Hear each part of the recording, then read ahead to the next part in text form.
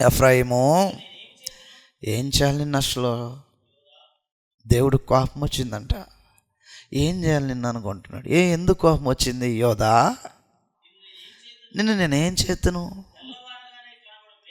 తెల్లవారుగానే కనపడు మేఘము ఎగిరిపోవునట్లును, ప్రాప్తకాలమున అంటే early morning ప్రాప్తకాలమున పడు మంచు ఆరిపోవునట్లు.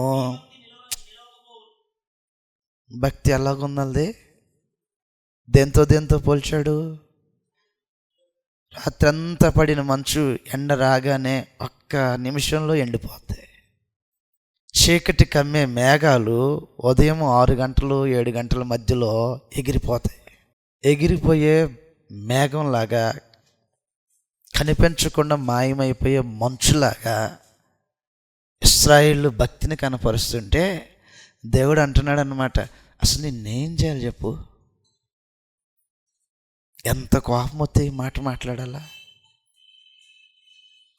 కదండి. కొన్ని సందర్భాల్లో అసలు నిన్నేం చేయాలరా అని అంటారు కొన్ని సందర్భాలు. దాని అర్థం ఏంటంటే దాని తీవ్రత. స్థిరమైనటువంటి భక్తి లేని జీవితం. యెహోషువ అలాంటోడు కాదు. యెహోషువ ఎలాంటోడంటే దేవుడు ఆజ్ఞాపించినటువంటి ధర్మశాస్త్రం అంతటి చొప్పున నడిచేవాడు.